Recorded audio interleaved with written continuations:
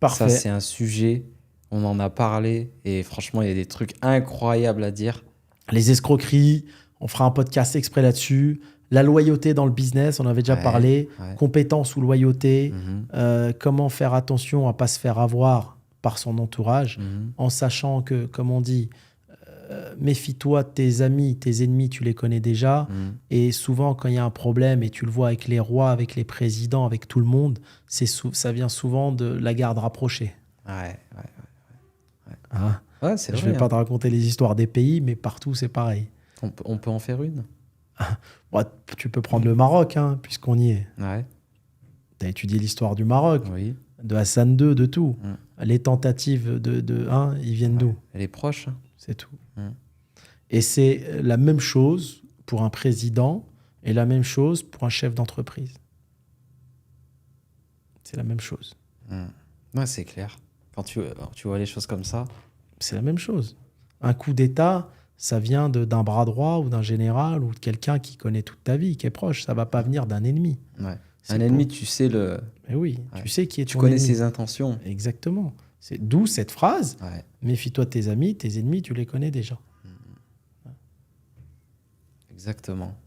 Tu peux pas, avec un entourage varié, avoir 10 amis loyaux autour de toi ou 10 collaborateurs loyaux. Ça n'existe pas. Tu trouveras toujours certains qui vont essayer de te la faire à l'envers. Ça, on en parlera aussi parce que moi, pour ma part, j'ai eu des coups de couteau derrière le dos. Prépare-les tous pour demain, ouais. note-les. Hein. Je vais tous les noter. Là, je vais tirer à balles réelles. Là, je vais te raconter demain des histoires qui me sont arrivées, tu sais, avec 3000 salariés que j'ai eu en France. Ouais. Mais tu peux pas imaginer. Et je vais te montrer, et plein d'entrepreneurs vont se retrouver dans ce qu'on dit, que donner la chance aux gens, c'est pas méritant pour tout le monde. Ouais. Il faut pas le faire avec tout le monde. Complètement. D'accord ? Il faut pas le faire. Tout le monde ne mérite pas à ce que tu donnes la chance. Malheureusement, des fois, quand t'es trop gentil, Mais le business, c'est pas pour les gentils, malheureusement. Non, pas du tout, ouais, vraiment. Si t'es gentil dans le business, tu te fais avoir 2-3 fois dans l'année. Hein.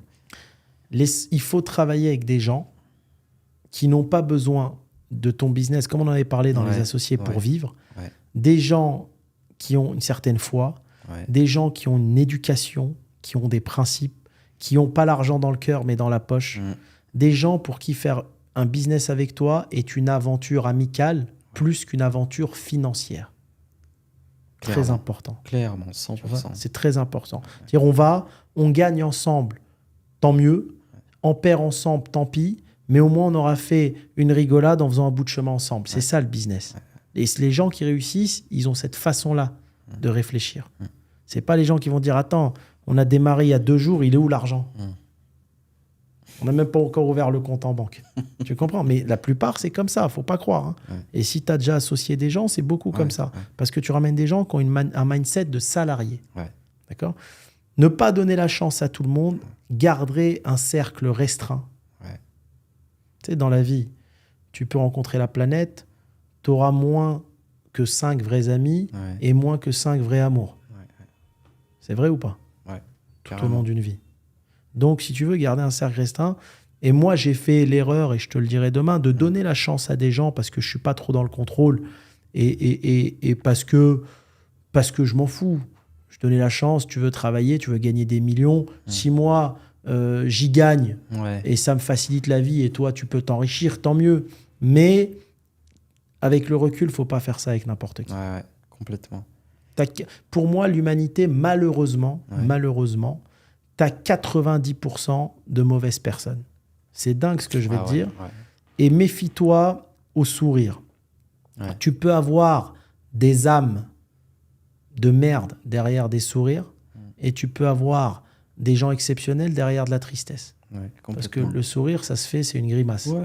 Tu vois, t'as les Russes, ils sont très... on voit beaucoup ça. Tu sais, t'as l'image du Russe qui est hyper froid, mais une fois que t'es bien avec lui, c'est un bon gars. Mais de l'Américain qui est là, mais derrière, il t'en tue. Il faut faire très très attention à ça. Mais bon, la roue tourne, il y a le karma, les gens payent de toute façon. Bon, j'ai pas besoin de teaser. Vous savez ce qui arrive dans la prochaine vidéo. Donc là, on va parler de... On va parler de la collaboration, de la confiance et on va parler de failles étatiques et des escroqueries. Et 2 super podcasts très, très intéressants pour les entrepreneurs. Ouais. Comment s'entourer, l'entourage, la garde rapprochée, qui est vraiment ce qui va faire que tu vas avoir une tranquillité d'esprit ou pas, et des failles, parce que beaucoup de gens pensent que les pays développés, d'accord, sont beaucoup plus sécures que les pays sous-développés.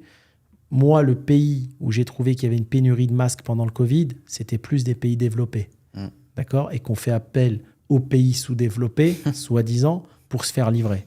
Ouais. Donc, ça devrait faire tilt dans la tête de beaucoup de personnes. Ouais. Yes. Voilà, les amis, n'hésitez pas à vous abonner pour suivre les prochaines vidéos. Dans la description, tous les liens attachés et les liens de Hakim, les miens. Et on vous dit à bientôt. On fonce. On fonce. Inédit là ce qui se passe.